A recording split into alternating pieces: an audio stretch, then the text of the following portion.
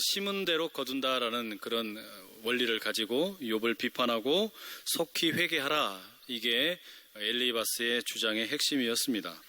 이제 6장과 7장에는 바로 그런 엘리바스의 말에 대한 욥의 응답이 나오게 됩니다. 오늘은 그 내용을 함께 상고해 보도록 하겠습니다. 엘리바스의 이야기를 듣고 난 후에 이제 욥이 뭔가 대답을 하고 반응을 해야 되는데 뭐라고 하느냐, 2절에 제일 먼저 이렇게 말합니다. 나의 괴로움을 달아보며 나의 파멸을 저울 위에 놓을 수 있다면, 이 괴로움이라는 것은 분노이고 화입니다. 그러니까 내가 분노하고 내가 화가 나고 그리고 내가 파멸된 이것들을 모두 다 저울 위에다 올릴 수 있다면 어떨까? 3절에 그 무게가 마치 바다의 무게, 바다의 모래보다도 무거울 것이다, 이렇게 표현합니다. 내 분노와 내 화와 내 괴로움과 내 파멸을, 무게를 측정한다면 온 바다의 모래를 다 합친 것보다 더 무거울 거다라는 거죠. 과연 그 무게를 엘리바스 당신이 알겠느냐, 이런 반문이라고도 할 수 있겠죠. 그리고 나서 이어지는 4절에는 이렇게 이야기합니다. 전능자의 화살이 내게 박힘에 나의 영이 그 독을 마셨나니 하나님의 두려움이 나를 엄습하여 치는구나. 하나님께서 마치 나를 양궁의 관역으로 삼으시고 그 관역에 화살을 당기셔서 쏘시는데 내 인생이 그 화살에 묻어있는 독을 삼켜가지고 너무 쓰다라는 거예요. 하나님이 지금 나를 향하여 독 화살을 날리셨다. 그게 욥의 비유입니다. 바로 그런 자기의 삶을 5절에서는 들나귀가 우는 것처럼, 소가 우는 것처럼 비유합니다. 만약에 들나귀가 풀이 있다면 울겠느냐? 소가 꼴이 있으면 울겠느냐? 내가 우는 게 그냥 우는 게 아니다. 들나귀와 소가 먹을 것이 없는 것처럼 지금 하나님께서 나에게 주셨던 모든 달콤한 음식들을 거두어 가버리셨다. 그래서 욥은 울 수밖에 없다라고 항변하고 있는 겁니다. 그리고 재미있는 표현이 이제 6절에 이렇게 등장을 해요. 싱거운 것이 소금 없이 먹히겠느냐? 달게 알 흰자위가 맛이 있겠느냐? 욥이 자기 인생을 계속해서 먹는 것, 맛보는 것, 이런 것으로 비유하는데 뭐라고 합니까? 내 인생은 이제 마치 너무 싱거워서 소금 없이는 먹을 수 없는 그런 음식과 같다, 이렇게 비유합니다. 그리고 나서 달걀의 흰자위가 맛있겠느냐라고 말해요. 이게 좀 아리송하죠? 저는 흰자위가 더 맛있는데, 노른자보다. 여러분은 어떤지 모르겠는데 저는 흰자위가 더 맛있어요. 근데 이 표현이, 그래서 우리가 읽기 좀 이해가 잘 되지 않는데 히브리어 성경으로 읽어봐도 이 표현이 좀 모호한 그런 표현입니다. 근데 확실한 건 뭐냐?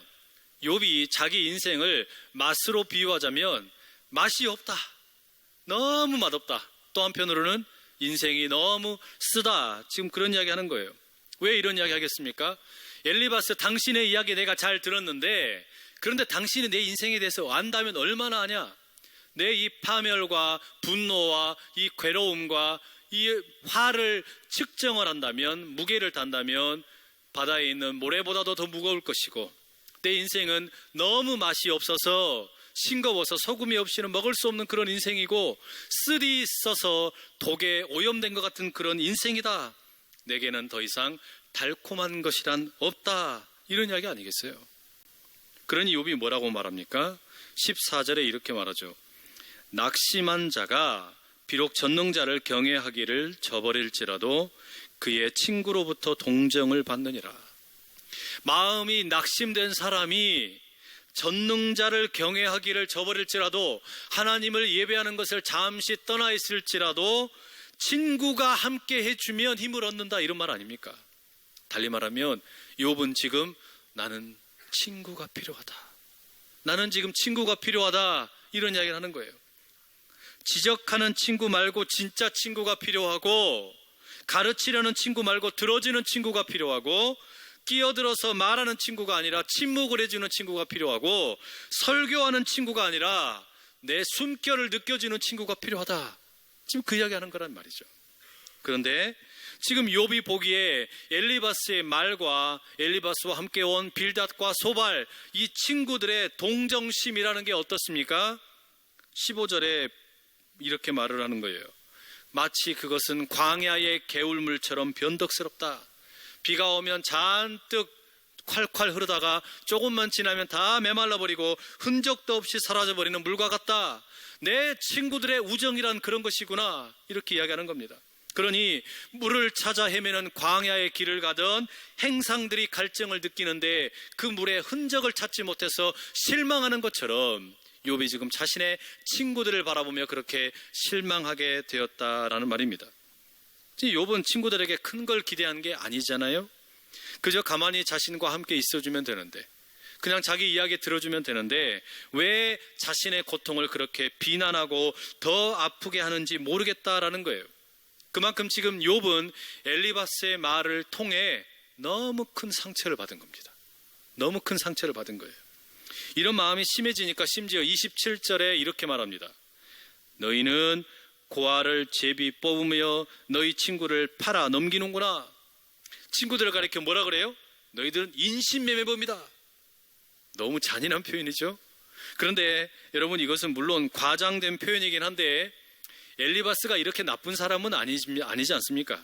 욥에게 충고할 때 옳은 말을 많이 했죠. 그런데 왜 이렇게 욥이 잔인하게 고아를 팔아 넘기는 것 같은 인신매매범으로 친구들을 매도합니까? 그 이유는 뭐냐면 그 엘리바스의 말 속에 너무 강한 독이 있다라는 거예요. 엘리바스 자기는 믿음이 있고 신념이 있고 그 신학이 옳기 때문에 나는 하나님을 위해서 이렇게 말하는 것이다, 그런 확신을 가지고 말하는 것인데, 지금 그 이야기를 듣고 있는 나는 죽어간다라는 겁니다. 죽어가고 있는 나를 그렇게 짓밟으니까 좋냐 이 말이에요.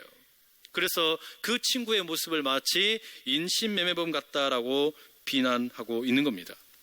여러분, 이 욥의 말이 우리 그리스도인에게 참으로 가슴 아픈 지적입니다. 우리 그리스도인들이 때때로 하나님의 이름을 빗대어서 신앙의 이름으로, 믿음으로 너무 사람을 아프게 저주하거나 지적하는 경우들이 있어요. 아파하는 사람들이 있고 때로 분노하는 사람들에게 필요한 것은 하나님을 경외하십시오, 하나님을 빨리 찾으십시오, 회개하십시오, 이렇게 가르칠 일이 아니에요. 먼저 필요한 건 뭡니까? 가서 달려가서 안아주고 이야기 들어주고 함께 울어주고, 이게 우선돼야 되는 거 아닙니까? 그런데 종종 여러분, 우리가 아픈 사람들을 보고 때로 그렇게 아파서 분노하는 사람들을 볼 때 너무 폭력적으로 말하는 거예요. 신앙의 이름으로 너무 잔인하게 말하는 거예요.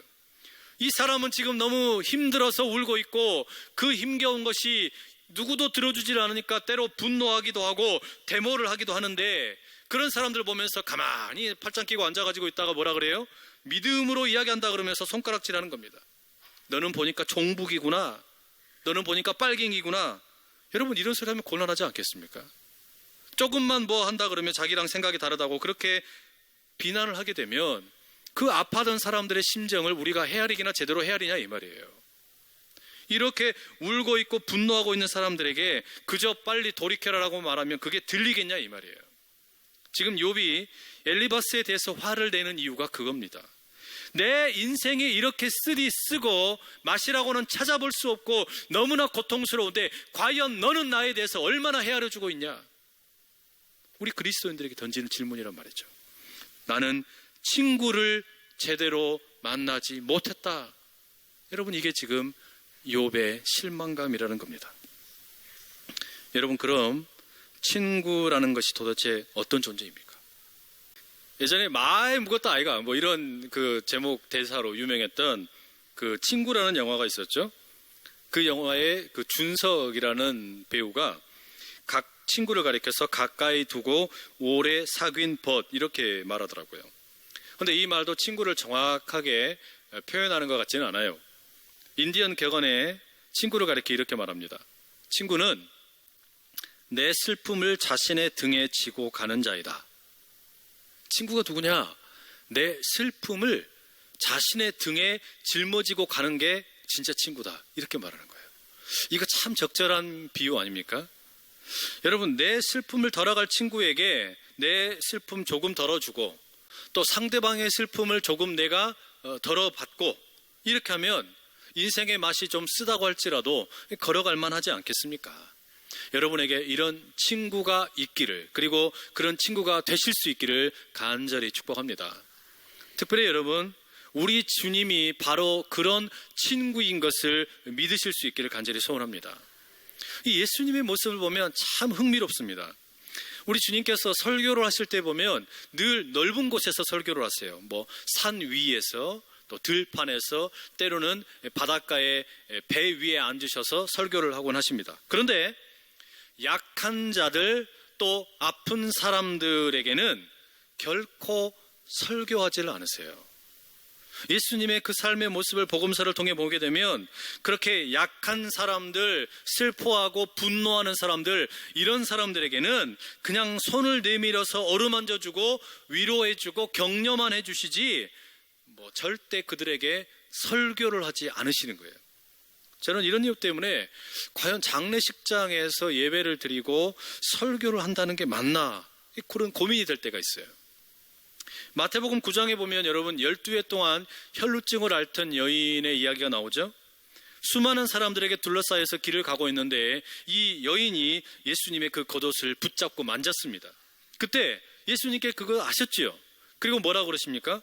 이 피를 흘리는 부정한 여인이 왜 나를 만지냐, 너 회개해라, 씹는 대로 거두는 거야, 이렇게 안 하셨단 말이에요. 이렇게 꾸짖고 회개하라고 설교하지 않으셨어요. 그냥 뭐라고 말씀하십니까? 딸아, 안심하라, 네 믿음이 너를 구원하였다. 이게 전부예요. 이게 예수님의 전부란 말이에요. 예수님은 누군가 고통스러워하고 삶이 너무 버거워서 힘겨워할 때 설교하며 훈계하는 게 아니라 그냥 말씀이 아니라 행동으로 메시지를 전하시는 거예요. 내가 너와 함께한다, 너는 혼자가 아니다, 이 말씀을 주시는 그 주님이 여러분의 친구 되실 수 있기를 간절히 축복합니다. 사람들로부터 위로받지 못해도 우리 주님의 그런 위로가 있기를 간절히 축복합니다. 이런 주님을 친구로 만나게 된다는 것, 우리 예배 가운데 가장 귀한 일인 줄로 믿습니다. 여러분, 바로 이 점을 우리가 주목해서 살펴볼 필요가 있어요. 왜 그러냐면 이 욥이 엘리바스의 훈계를 들으면서 한 가닥 희망으로 가지고 있던 친구에 대한 믿음을 이제는 완전히 상실했기 때문입니다. 친구라는 존재에 대해서 가지고 있던 그 희망, 내 친구들은 나를 위로해 줄 수 있겠지, 가지고 있던 모든 것이 허망한 것임을 깨닫게 된 거예요. 비가 오면 철철 넘치는 그 광야의 물처럼 가득하다가도 비가 그치고 나면 어느샌가 다 사라져버리고 흔적도 없이 자취를 감추는 것처럼, 이 친한 교제를 한 것처럼 보였고 너무나 서로를 아끼는 것처럼 보였던 친구들이 막상 헤아릴 수 없는 어려운 일이 찾아오게 되니까 어떻습니까? 넉넉히 위로해 주기는커녕 이 친구들이 자기를 비난하는 것을 보면서 완전 실망한 겁니다. 그런데 여러분, 이렇게 친구들에 대해서 완전히 절망하고 실망하게 되니까 어떻게 돼요? 비로소 욥이 하나님께 직접 따지게 되는 거예요. 하나님께 직접 자기를 위로해달라고 찾기 시작을 하는 겁니다. 이제 구할 거라고는 하나님의 위로밖에 없는 겁니다. 하나님께서 나를 위로해 주는 것만이 진짜 유일한 위로다라는 것이죠. 근데 문제는 뭐냐? 하나님이 아무 말도 안 하시고 침묵하고 계시는 거예요. 과연 저 위에 계시는 하나님이 나의 진정한 위로자가 될 것인가? 지금 욥이 이 지점에서 혼란을 겪는 거예요. 그러면서 뭐라 그럽니까? 드디어 그 혼란스러운 마음을 가지고 7장 7절부터 한 번도 직접 하나님께 언급하지 않았던, 하나님께 자기 마음을 표현하지 않았는데 이제 비로소 직접 하나님께 질문합니다. 심지어 12절 이렇게 돼 있어요. 내가 바다니까, 바다 괴물이니까 주께서 어찌하여 나를 지키시나이까? 여러분, 구약 성경에서 이 바다라는 거, 또 바다 괴물이라는 존재, 이것은 하나님을 대적하고 하나님에 대해서 자꾸 이 대적을 하는 악한 존재를 상징하는 표현입니다. 그렇기 때문에 구약 성경을 이어받은 요한계시록 21장 1절 그 맨 마지막 장면에 이렇게 기록되어 있죠. 또 내가 새 하늘과 새 땅을 보니 처음 하늘과 처음 땅이 없어졌고 바다도 다시 있지 않더라. 우리 주님께서 다시 오시는 그날에 새 하늘과 새 땅이 우리에게 임하게 되는데, 그때는 뭐가 없다고요? 바다가 없더라. 바다가 그때는 없게 될 것이다. 이게 무슨 말이냐면 우리가 지금 눈에 보고 있는 뭐 서해 바다가 없어진다 그런 말이 아니에요. 이 눈에 보이는 바다가 없어진다는 것이 아니라 하나님께 저항하고 하나님께 대항을 하던 악한 바다와 같은 모든 존재들이 사라지게 된다는 말씀입니다. 그런데 지금 욥이 뭐라 그래요? 하나님, 내가 바다입니까? 내가 바다의 괴물입니까? 내가 하나님께 무슨 악한 존재입니까? 왜 나를 이렇게 감시하십니까? 이야기하는 거예요. 하나님께 직접적으로 대들면서 이야기하는 거예요. 물론 여러분, 우리 모든 사람은 다 죄인이죠. 그러나 욥은 지금 뭐라 그러는 겁니까? 내가 그렇다고 죄인이지만 하나님께 그렇게 악한 바다처럼 하나님을 대적하는 자는 아니라는 거예요. 나는 열심히 하나님께 예배했던 사람이고 악을 떠났고 온전하고 정직하게 하나님 뜻대로 살려고 했던 사람이라는 겁니다. 그런데 모든 것이 헝클어져 버렸다는 거예요. 그렇기 때문에 처음으로 지금 하나님께 직접적으로 따지고 물으면서 하나님의 대답을 구하는 겁니다. 15절과 16절에 그런 욥의 마음을 제대로 이렇게 표현합니다. 우리말 새번역 성경이 아주 실감나게 번역을 이렇게 해놨더라고요. 차라리 숨이라도 막혀버리면 좋겠습니다. 뼈만 앙상하게 살아있기보다는 차라리 죽는 것이 낫겠습니다. 나는 이제 사는 것이 지겹습니다. 영원히 살 것도 아닌데 제발 나를 혼자 있게 내버려 두십시오. 네, 나날이 허무할 따름입니다. 여러분, 우리 욥이 달라졌어요. 우리가 알고 있던 욥이 달라진 거예요. 만약에 나를 바다처럼 생각하신다면, 바다 괴물처럼 생각하고 감시하는 것이라면 나 죽도록 내버려 두세요. 하나님, 따지고 달려드는 거예요. 나를 혼자 있게 내버려 두든지 아니면 제대로 위로를 해주든지, 왜 내게 이런 일이 일어났는지 깨닫게 해주든지, 안 그러면 나 그냥 확 죽어버릴라요. 이런 이야기란 말이에요. 그리고 문제의 구절이 등장합니다. 17절과 18절이에요. 이 함께 같이 한번 읽어보겠습니다. 17절, 18절. 7장 17절, 18절입니다. 시작. 사람이 무엇이기에 주께서 그를 크게 만드사 그에게 마음을 두시고 아침마다 권징하시며 순간마다 단련하시나이까. 여러분, 이 말씀을 읽는데 성경을 많이 읽으시는 분들은 뭔가 어떤 그 떠오르는 시편이 있어야 돼요. 이 말씀을 읽으실 때 뭔가 떠오르는 시편의 말씀이 있으세요? 있으셔야 돼요. 많이 읽으신 분들은. 그리고 그게 떠오르셔야 돼요. 여호와 우리 주여, 주의 이름이 온 땅에 어찌 그리 아름다운지요. 이렇게 시작하는 시편 8편입니다. 그 시편 8편 4절과 아주 유사해요. 그 4절에 뭐라고 기록되어 있냐면 함께 읽어볼까요? 사람이 무엇이기에 주께서 그를 생각하시며 인자가 무엇이기에 주께서 그를 돌보시나이까. 아주 유사하죠?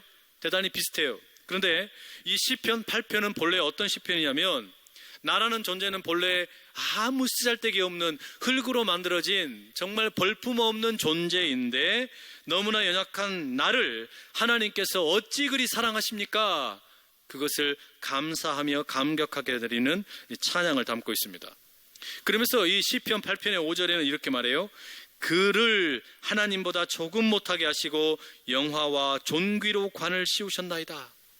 하나님께서 이 사람을 만드셨는데 그 사람을 하나님보다 조금 못되게 하셔가지고 왕 같은 권세를 주셨다는 거예요. 영화롭게 하셨다는 거예요. 존귀하게 만드셨다라는 겁니다. 이게 시편 8편의 내용입니다. 그런데 이 시편 8편의 내용을 지금 욥은 어떻게 하고 있는 거냐면 패러디하고 있는 거예요. 이 시편 8편의 말씀을 비꼬아서 이야기하는 거예요. 17절과 18절이 그런 말입니다. 사람이 무엇이길래, 인간이 무엇이길래 사람에게 왕 같은 권세를 주셨다고요? 아닌 것 같은데 뭐하러 그렇게 대단하게 여기십니까? 왜 사람에게 그렇게 마음을 두십니까? 어쩌자고 아침마다 찾아오셔서 순간순간 시험하십니까? 이게 지금 욥이 그 시편 8편의 이야기를 패러디하는 거예요. 완전히 비꼬는 겁니다. 여러분, 이거 지금 상당히 말씀에 대한 경거망동한 거 아닙니까? 말씀을 무시하는 거 아닙니까? 그런데 여러분, 이 시편의 8편을 패러디하고 있는 이 욥의 모습이 저는 참 좋습니다. 이 욥의 말씀을 이렇게까지 비꼬면서까지 이야기하는 게 저는 좋아요. 뭐가 좋냐? 욥은 지금 인생이 더 이상 달콤하거나 황홀한 것이 아니라는 것을 깨달아 알게 되었어요. 너무 쓰디쓰다는 것을 체험하지 않았습니까? 자기가 죄를 뒤집어 쓰고 울기도 많이 울어봤고 생일을 저주하기까지 해봤습니다. 하지만 그런 와중에도 한 번도 하나님에 대해서 원망하거나 비난을 하거나 마음을 드러내지 않았어요. 그런데 그렇게 꾹 참고 있던 욥에게 엘리바스가 와가지고 충고랍시고 자극을 하는 겁니다. 건드리는 겁니다. 그러니까 어떻게 돼요?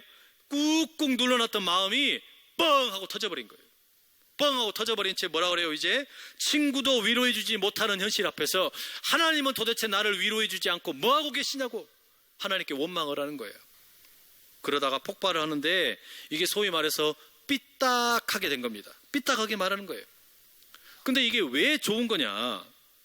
참다가 분노를 터뜨리지 못하면 어떻게 됩니까? 그 사람이 결국 죽어요. 말을 못하면 결국 사람이 죽는 거 아닙니까? 그죠? 우리도 그렇게 말을 못하고 담아두고 있다가 뇌출혈이 오거나 이런 일들이 생깁니다. 그런데 지금 여기서 말씀을 패러디해가지고 말씀을 빚고 와서 뭐 하는 거냐? 자기 마음에 있는 그대로 하나님께 보여드리는 거예요. 처음으로 진짜 자기 마음을 하나님께 이제는 있는 그대로 보여드리는 거예요. 안에서부터 썩혀가지고 병드는 게 아니라 하나님을 향한 그 마음, 지금까지는 자기가 붙들고 있던 신앙 때문에 믿음 때문에 감추어두고 있던 것을 욥이 드러내는 거예요. 이게 중요하단 말이에요. 여러분, 좀 삐딱해도 괜찮습니다. 말씀을 이렇게 패러디해도 괜찮아요. 말씀에 대해서 이렇게 뭔가 마음에 들지 않으면 하나님 말씀 이렇게 하셨잖아요. 근데 왜 이대로 되지 않는 겁니까? 이렇게 말하셔도 괜찮다는 말이에요. 왜? 뭐가 중요한 겁니까? 내 마음을 하나님께 있는 그대로 보여드리는 게 더 중요하다 그 말이에요. 내 마음이 상했다면 상한 마음을 있는 그대로 보여주는 것이 점잖은 척 아무 일 없는 것처럼 가만히 있는 것보다 훨씬 더 의미 있고 값지다라는 말이에요. 시편의 51편 17절 이렇게 말합니다. 하나님께서 구하시는 제사는 상한 심령이라. 하나님이여 상하고 통회하는 마음을 주께서 멸시하지 아니하시리이다. 여러분, 이 말씀을 붙드셔야 되는 거예요. 하나님께서는 마음을 있는 그대로 보여주는 것, 그 마음을 절대로 외면하지 않으신다라는 겁니다. 우리 예수님도 그러셨잖아요. 바리새인이나 서기관들이 그 종교적인 허식, 겉으로 보이는 어떤 깔끔해 보이는 거, 이것만 붙들고 있을 때 그걸 오히려 싫어하셨어요.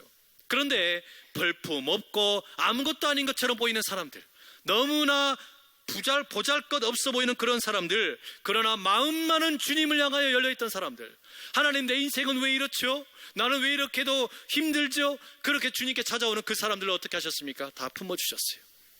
그들을 다 받아주셨단 말이에요. 바울도 그렇게 이야기합니다. 할례를 받으려면은 몸에다가 할례를 할 것이 아니라 너의 마음에 할례를 해라고 말하지 않습니까? 그게 진짜 할례라는 거예요. 여러분, 이게 지금 뭘 이야기하는 겁니까? 삐딱해도 괜찮아요. 하나님을 향해서 말씀에 대해서 좀 삐딱하게 굴어도 괜찮다라는 말입니다. 진짜 중요한 건 뭐냐? 내 마음을 솔직하게 하나님께 토해내는 거, 그게 우리 하나님께서 기뻐하시는 일인 줄로 믿습니다. 그 마음을 하나님께 올바로 보여드리게 될 때 비로소 하나님과 나 사이에 새로운 일이 일어나게 될 줄로 믿습니다.